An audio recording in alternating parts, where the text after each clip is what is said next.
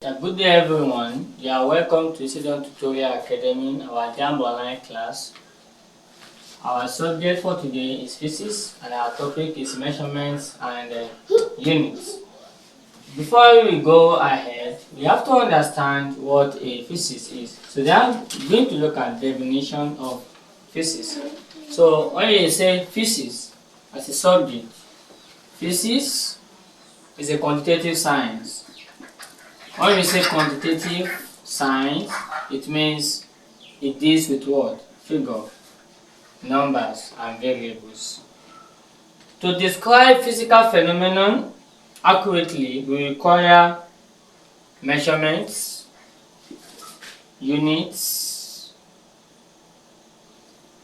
and standard method.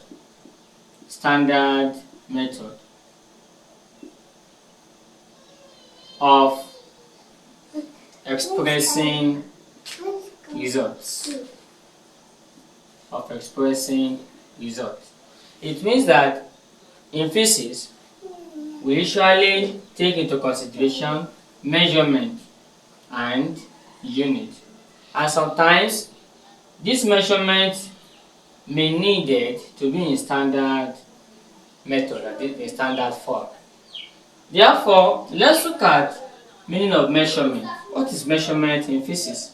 When you say measurement, what do you mean? So measurement is the process of comparing an unknown physical quantity with a known standard quantity of the same kind to determine its magnitude. Take for instance, if you want to measure this book, you are going to agree with me that you are going to use what? Meter rule, or what you call ruler, or metric rule. Therefore, if you want to measure a table, you are going to use what? Meter rule, or tape rule. This one is telling you that that table, that book, this blackboard or whiteboard that you want to measure, it deals with what? Length. So therefore, that length that you are saying from your mouth is a measurement. And what is that? How do you now measure length? What will be the unit of length, which is what? Meter. That is the unit. Therefore, we define unit as the standard quantity chosen to measure a physical quantity. So, in a nutshell, we can define measurement as how much of a quantity there is, and unit tell us what standard is used to express that quantity.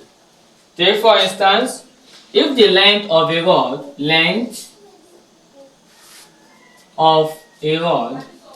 is 2 meters, so this 2 meters is a measurement. This will tell you that every measurement requires two things. One, a number or quantity or numerical value. A number or quantity or numerical value. And number two is what? The unit or standard of measurement. A unit. These are the two things that we say that this thing has been measured. So, therefore, if you are measuring a blackboard and you said it gives you 15 centimeters, that means this 15 is the what? Numerical value, and the centimeter is the unit. So therefore, do not forget this. For you to say that this thing, it meets up with a measurement and unit, it must have four things. One, it must be possible to define it unambiguously. So that thing you want to measure, it must be straightforward, direct, without any doubt. you are measuring a cage, you should know the measurement to use. That is why if someone said, I want to build a house, you will call the planner. He will give you the structure of the house. It can be in form of a pyramid, it can be in form of a diamond, it can be in form of a rectangular base, it can be in form of a square base. All these, they make use of a physical method, which is what? Physics. And that is why you can't just jump into a conclusion that you want to measure something. Before you say you want to measure that thing, that means that the requirement to measure such quantity must be what? Available. The question now is, another one is, it is easily reproducible. You can easily produce the measurement and the quantity of such. Also, a measurement does not vary with time and place. They are equal in the universe. And that is why the unit of length is meter in Nigeria. The unit of length is meter in South Africa. The unit of length is also meter in United States of America. And lastly, a measurement unit must be possible to multiply or divide each one of the standards. So with this, why measurement and units are important? They are important in 1, to ensure accuracy and uniformity. 2, it allows scientists worldwide to communicate results clearly. 3, help compare physical quantities. So these are the fundamental, these are the measurements and units. Now, let's look at fundamental quantities and derived quantities. Fundamental and derived quantities. When I say something is fundamental, that is, they are the foundation. Fundamental quantities. Fundamental quantities, they are the basic quantities that are independent of others and cannot be defined in terms of other quantities or derived from them. The fundamental quantities, they are independent, they stand alone. Without them, you can't get other derived quantities. And fundamental units, they are the basic unit upon which other units depend. You can also say that fundamental units are the basic unit of fundamental quantities. So, what are the fundamental quantities and units? Fundamental quantities and their fundamental units. So, the first one is what? Length. And what is the unit of length is what? Meter. Unit of length is meter. Another one is mass. The unit of mass is kilogram. Another one is time. The unit of time is second.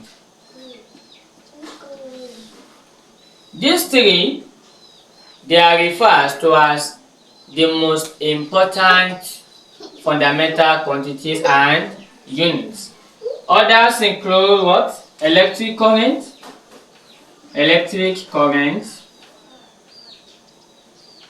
And what is the unit of electric current? That is what? Amperes. And that is why whenever a current is being passed into one house, which is expression of electric current is Q or I. It can be I, it can be Q, depending on what you are dealing with or what you are working with. Also, we have temperature.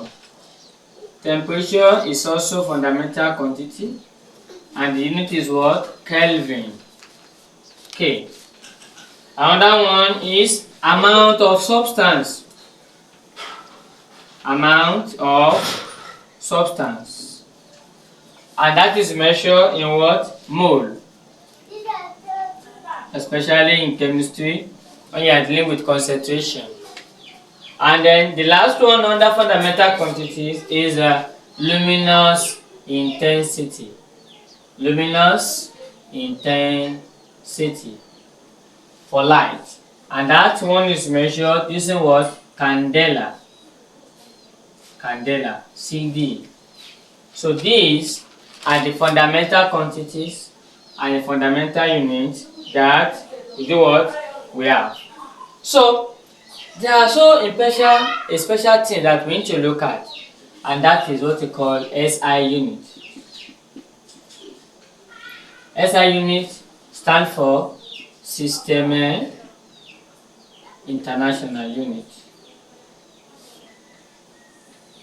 International Unit. You see this SI unit, it means they are the principal standard unit in the world wide. So therefore, as I've said earlier, I said the three most important fundamental quantities and units are what? Length, mass, and time. And then we now have a SI unit for them. So we have one, we call it MKS.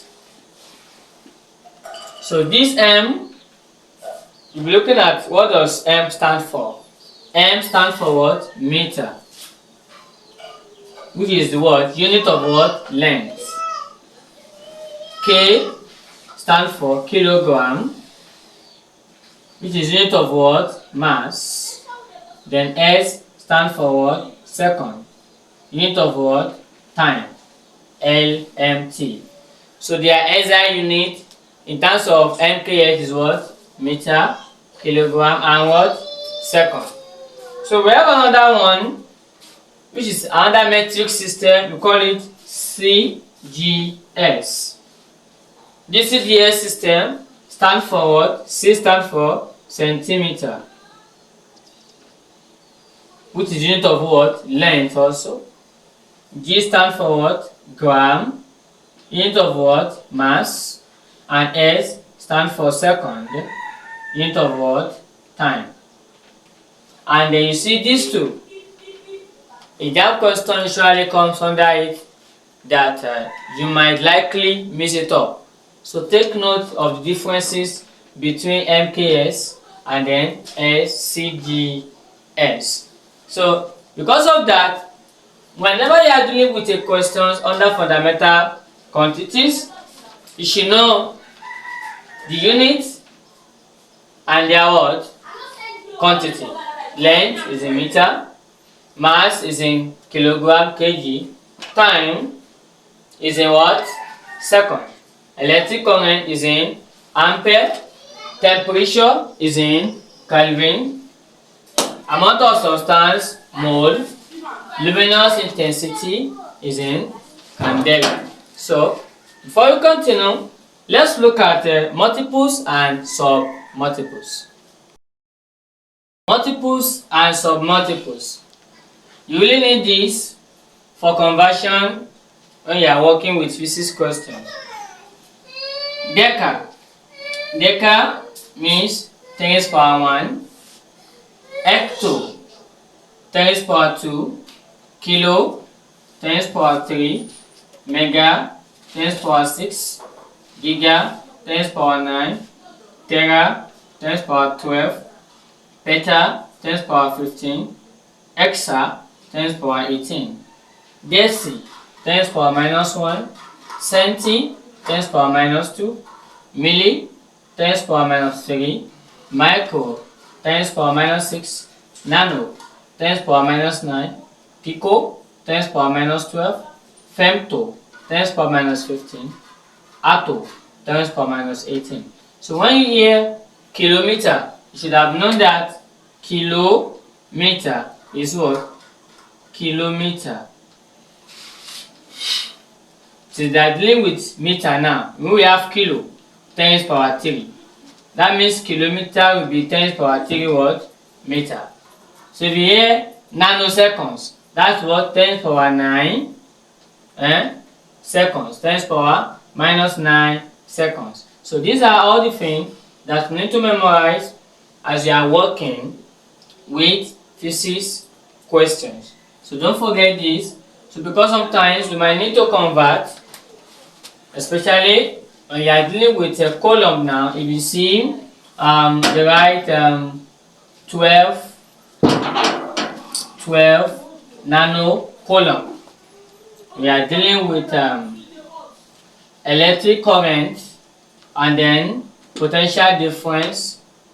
So in this place now, this 12 nano coulomb, it means what? 12 times 10 to the power minus 9 coulomb. So anybody that you don't understand what this n stands for, he or she will not got it.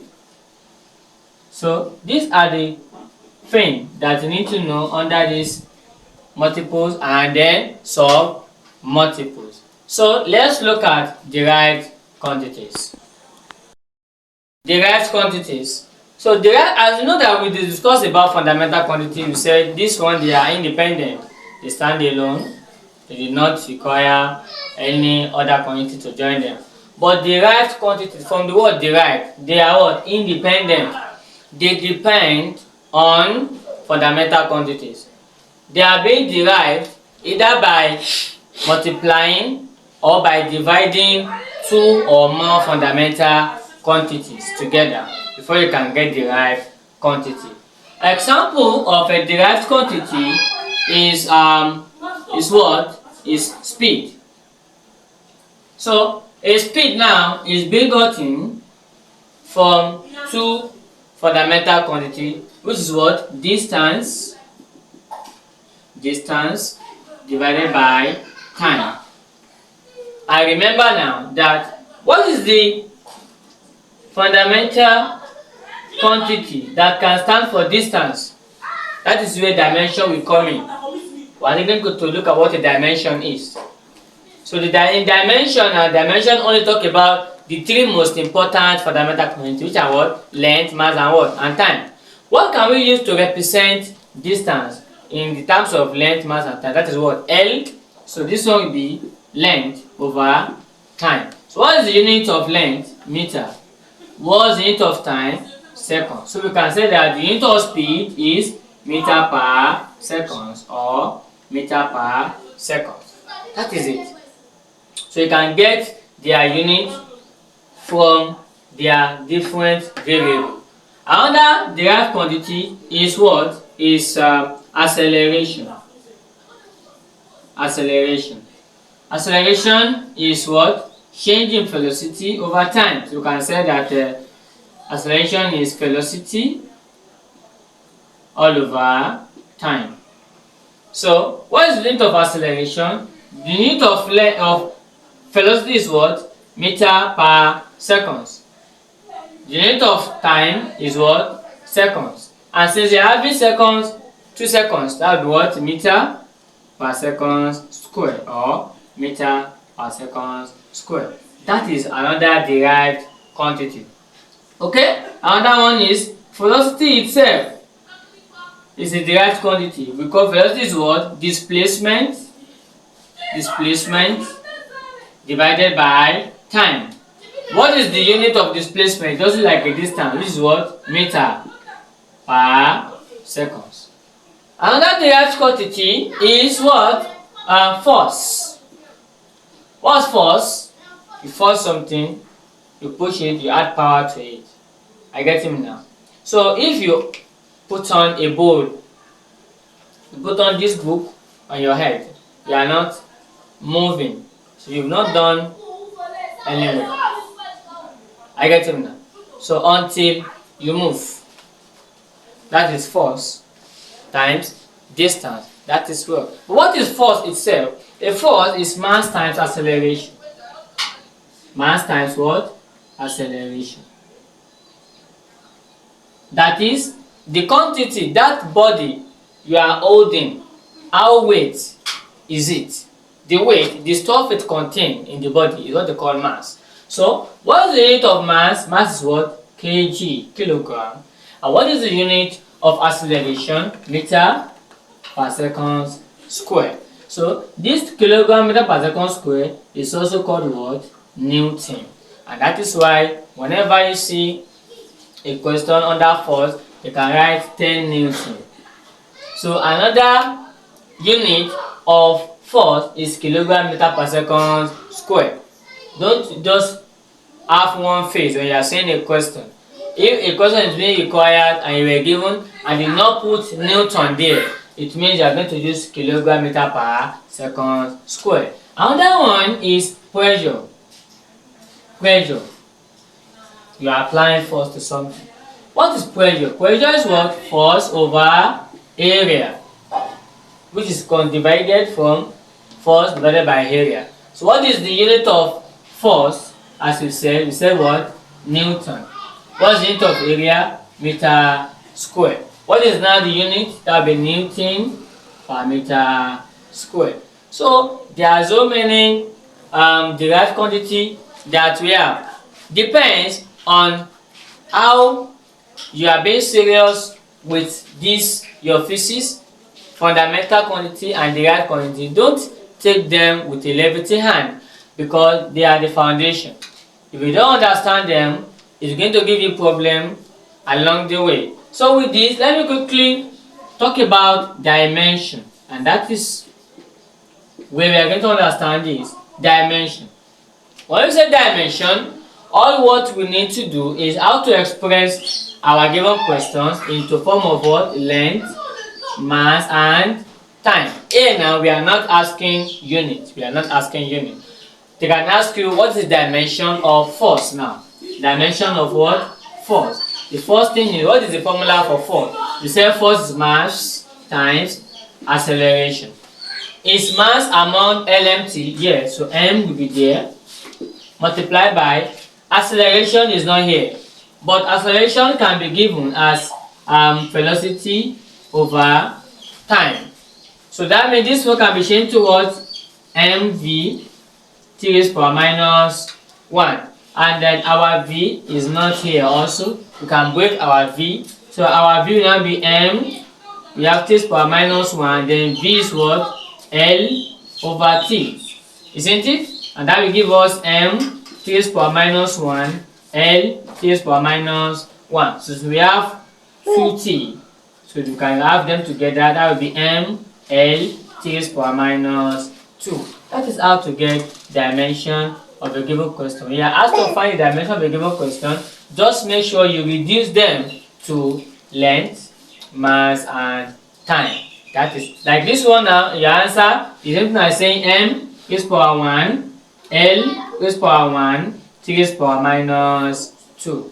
Thank you.